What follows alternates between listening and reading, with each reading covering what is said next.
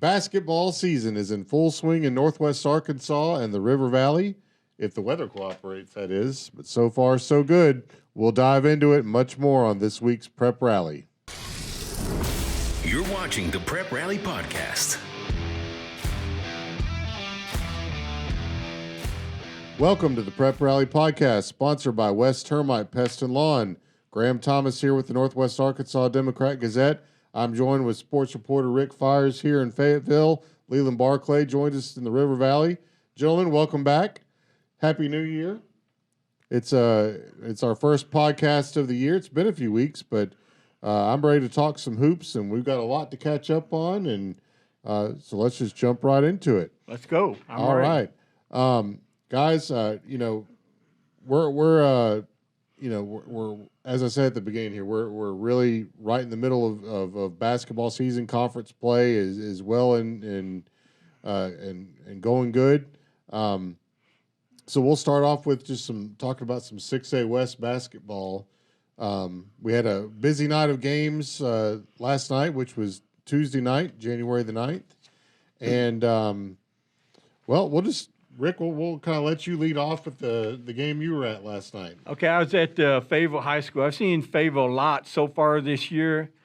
You know what? I don't know what the preseason rankings were, but man, that Fayetteville was following up his football season with a really good basketball team. This team is, I think, ranked second or third. They're 16-2 overall. Now they're 4-0.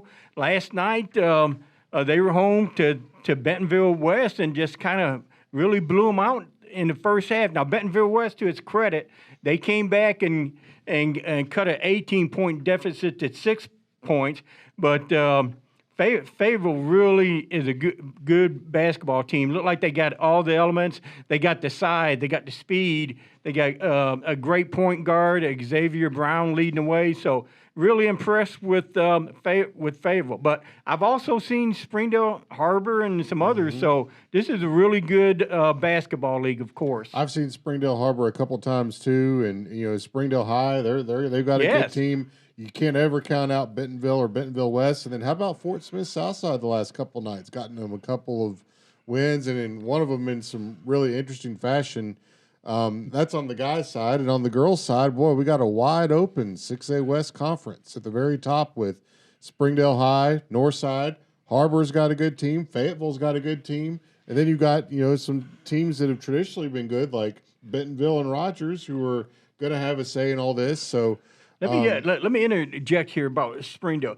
2 or 3 years ago, they were only winning like 2-3 games, and Heather, man, stuck with them young kids, and they developed that talent, and they are easily a top 10 team now in the state. So a lot of credit to Heather over there at the Springdale High, and it's good to see them coming up and being a factor in the league race. Now, obviously we've got a lot of good basketball teams in the boys and girls leagues in the 6A West. And Leland, I'm going to give credit here to the Fort Smith Southside Mavericks. We just mentioned them just a couple seconds ago, but got a big win against Northside last night. Their first win against Northside in quite a while, and it's been an interesting week for the Mavericks for the last 2 games.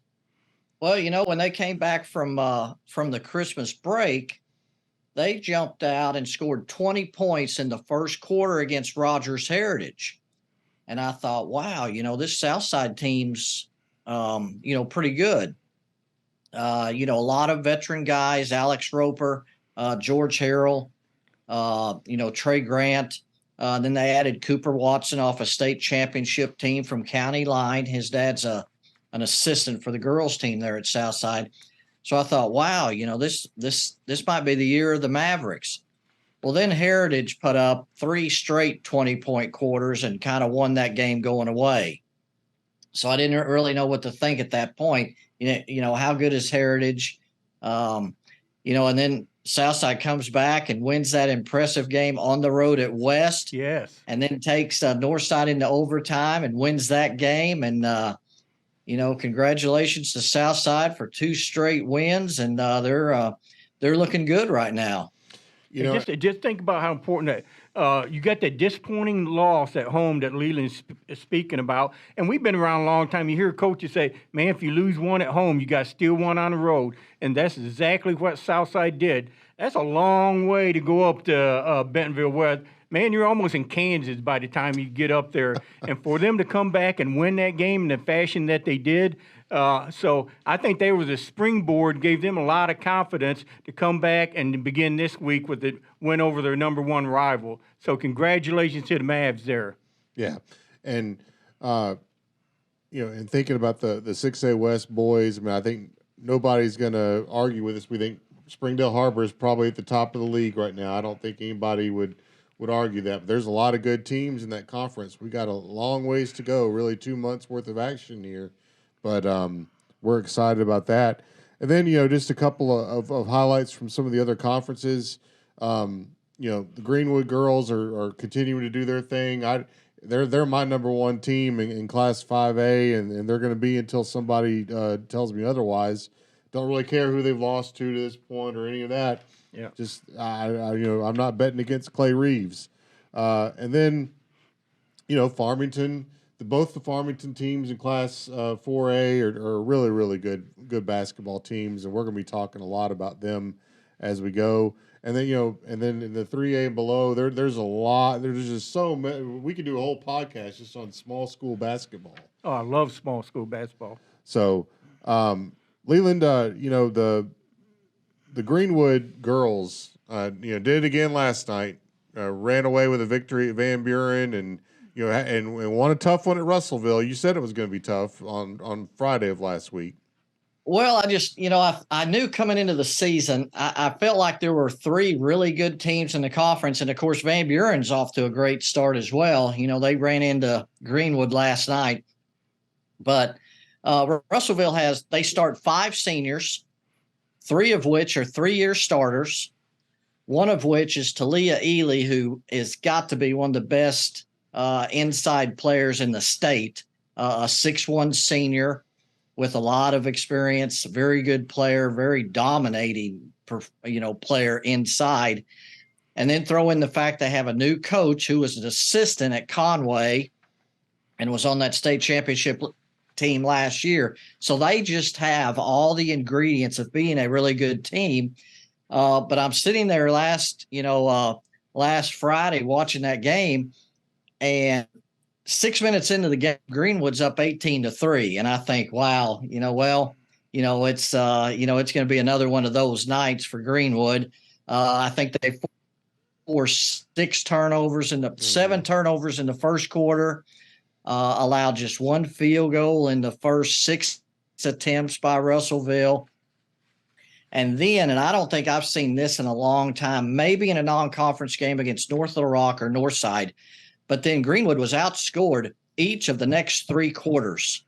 And Russellville forced overtime and went up 68-64 in overtime before Greenwood rallied and got a very late basket from Anna Trusty off a steal by Izzy Smith near midcourt to pull that game out 71-70.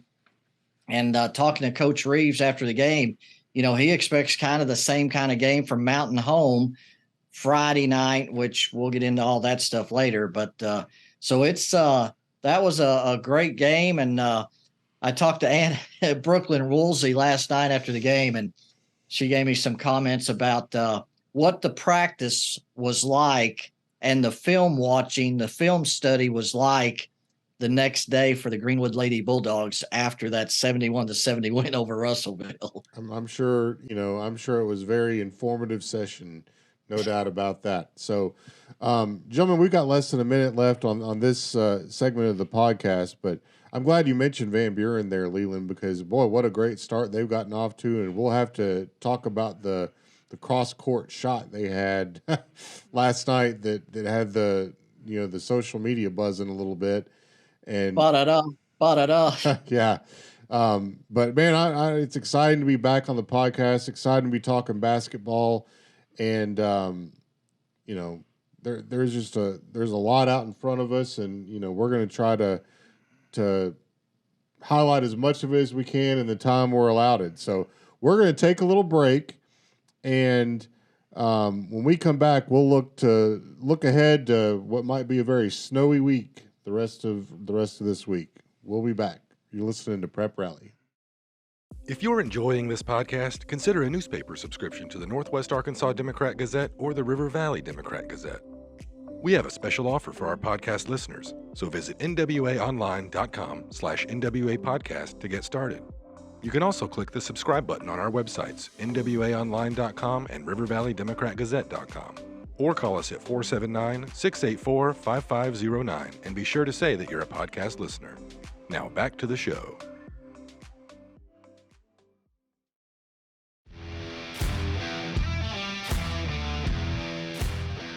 Welcome back to the Prep Rally Podcast, sponsored by West Termite Pest and Lawn. And so, guys, it's an interesting week coming up. Well, I say interesting week. I mean, we're at the end of the week and the start of another. That's kind of how we roll on this podcast. Yep. But, we've got a slate of games scheduled for Friday, but, as we're sitting here right now, we've got, some potential winter weather rolling in on Friday, and some games have already been moved to Thursday. And, for our purposes, we don't know, by the time this is released, we don't know who's going to be playing on Friday, Thursday, Saturday, moving it to Monday. We just don't know. But we're entering that time of year when Mother Nature dictates everything. I mean, this ain't football anymore. Football they play, you're going to see in the NFL playoffs playing in blizzard, but Mother Nature dictates, and when she say go, we go. When she said no, we don't. Yeah. So just to highlight a few games here that we're looking at on Friday's schedule. Springdale High is at Bentonville. Rogers Heritage is at Rogers. The annual Battle of Rogers. I guess they'll do that again at Heritage later on this year. Fayetteville's at Southside. Bentonville West is at Harbor. We move into the 5A West. The big one there is Mountain Home at Van Buren. Farmington, the big Farmington teams are going to have. They're going to go to Gentry on that one's already on Thursday. It should be a good one with the Farmington girls and Gentry girls. Bergman and Valley Springs. It's a big one in the Class 3A. Oh, my goodness, yes. And then, Rick, you're Ozark Catholic at the new school. We don't know, that one's still set for Friday. We don't know when it'll be moved to, if it gets moved at all. But what a battle of Class 1A teams. So, a lot of games, really good games to look forward to this week. Leland, I want to kind of back up. We talked about Van Buren, and they've got a big one coming up, with Mountain Home on the boys and the girls side. That's two very good Mountain Home teams playing two really good Van Buren teams. Absolutely. That's going to tell a lot about really all four teams. Like I said before, Van Buren girls, the Lady Pointers off to a great start, ran into Greenwood on Tuesday night. But that game against Mountain Home, which is supposed to be, one of the best teams in the conference as far as the girls, and then the boys as well, because only 4 of the 8 teams go to the state tournament. That's right. And, it's that's the biggest game of the night in the 5A West. Of course, Alma's sitting at 2-0 now, the boys, the Airedales. Mm-hmm. So that's a huge one at Van Buren on schedule for Friday night. I tell you what, every time I turn around, it seems I'm seeing some sort of highlight play from the Van Buren boys. It's a lot of dunks by Weston Wilcox, I think. But Tuesday night, Van Buren had an 85-foot, Tim Terry called it a sky hook against Greenwood. I think it's 80 foot. It was so Trenton Cooley for Van Buren just heaved one at the end of the third quarter. It's at Greenwood. He heaves it, almost the length of the court. It goes in the basket. Go look it up on Twitter if you can find it somehow. It's a lot of fun to see that play, and Tim's reaction to it was really good too. He said he don't normally give the "oh baby" for just anyone, but he did on that one. Well, and I don't get very excited I kind of keep the mantra that, there's no cheering on press row and in the press box and things like that. That one made me go, whoa. Yeah. Because it was late. It was to end the third quarter. Greenwood had missed 2 free throws. Weston Wilcox got the rebound, made a flip pass, kind of flipped it to Trenton Cooley, who chunked it about 80 feet, and it hit the backboard and rattled in. And you can see it went in just about the time that the red lights are going off over the scoreboard to indicate the buzzer sounding. So it was really and truly a buzzer beating, almost full length court shot. Now, Leland, this is what the great thing about getting involved in high school athletics, whether you win a lot or you don't win as much as you want to. This kid, when he goes back to his class reunion 10 years from now, 20 of this shot is going to be brought up by his teammates, by, some of his friends. No matter what he's going to go on and do great things in his life.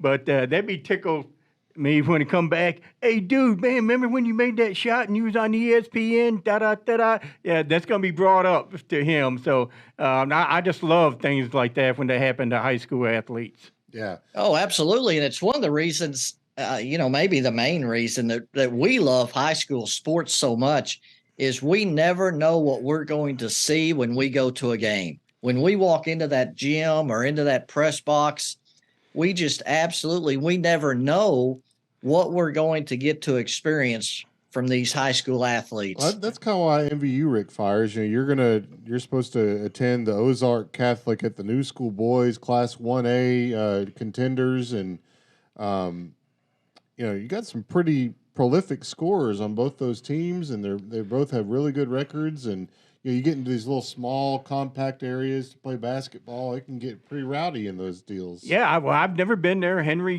gave me direction. They're located somewhere downtown Fayetteville, and I'm looking forward to being there. And 1A basketball, and it's exciting. What was it, a couple of years ago? We had 3 or 4 teams in that league, won over 30 games.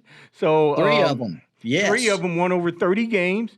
And there's a lot of excitement. It's just not at the 6A, not at the 4A. It's throughout every conference, every division, every category, big and small, throughout Arkansas. So I've seen the skill and the dunks and everything of these big schools. I'm looking forward to seeing some of these smaller schools as well.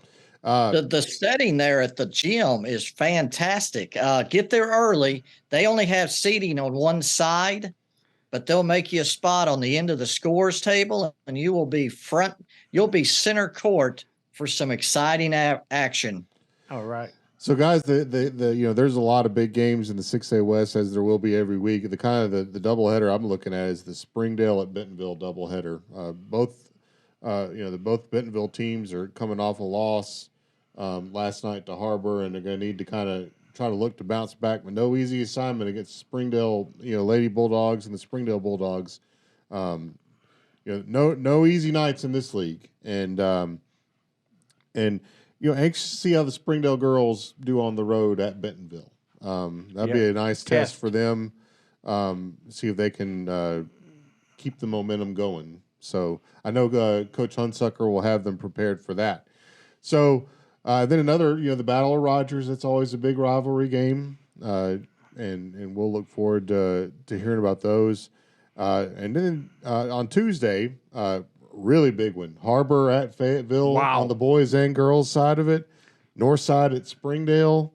Rogers will be at South side. Bentonville West will be at Heritage, and kind of a class 4A1 battle I'm looking at is Pea Ridge and Gravette. That'll be a really good one. And then the 1-4A conference. So, we can't go to all of them, but we enjoy seeing how these things turn out night after night. And you can read about it in our paper and on our online. Yep. We can't be there if you're like us, you can't be everywhere, but you can read about it. Yeah, and we try to bring you what we can from the ones we're not at. We wish there were more of us for sure. So, all right, we're going to take another break, and when we come back, we will dig into our first top five of 2024, and you're listening to Prep Rally.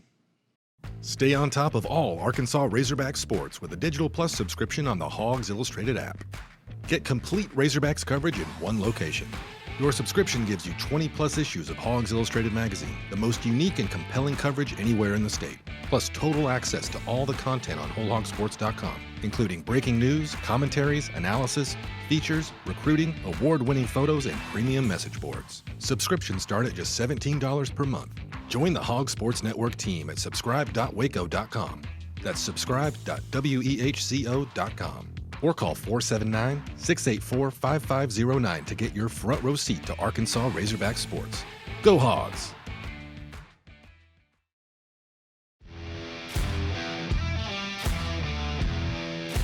Welcome back to the Prep Rally Podcast, sponsored by West Termite Pest and Lawn.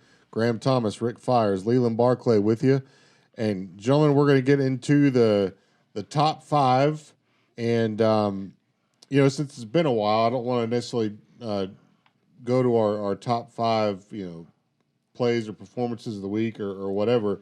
We're going to just catch up this week, and then next week we'll get into our more traditional format of top five things that we've liked over the past week. But this week we're just going to do the top five storylines of the year so far.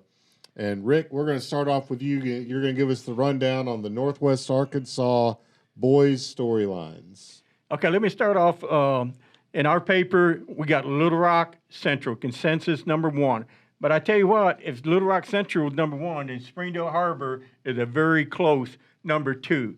Man, they just got a fantastic. It's just not Cortland, Muldrow. I was at that game, that non-conference game on a Tuesday night, and Little Rock Central comes up here, and I said, y'all come up here and play one game? Yeah, we wanted to test ourselves. So Little Rock Central and Harbor went at each other. It was 2 overtimes. I said at the time I may not see a better game all year, and so far that's true. I haven't seen a better game than that. So they are just fantastic. Of course, they got a big-time player at Little Rock Central. I think he's committed to Missouri. But Missouri was there to look at Muldrow as well.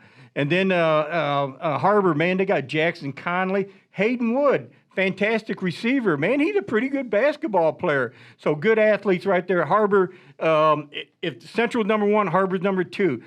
Let's go to Fayetteville. Man, I've seen Fayetteville a lot this year. Very impressed with them. 16-2 overall. 4-0, I think they're ranked 3 or 4.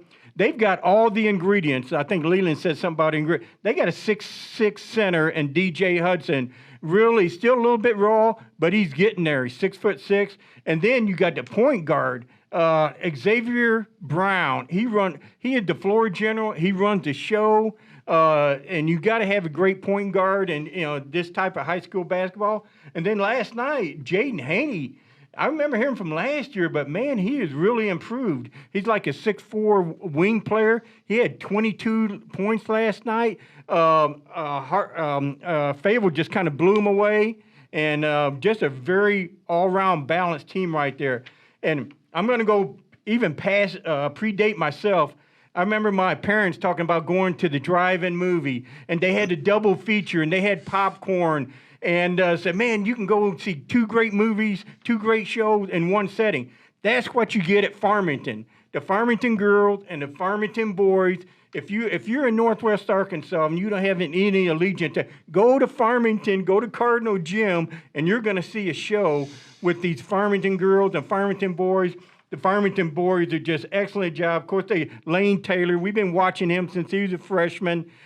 He just toned up his body. He just keeps adding to his game, and he keeps scoring 20, 30 points a game. I think he's going to North Texas, maybe committed to North Texas. He signed there, yeah. He signed there. Mm-hmm. So, and then the little schools. Like I said, I'm going to look forward to going. I haven't seen Ozark Catholic. They're one of them new schools that's coming on. Of course, new school is the new school, and they're kind of the.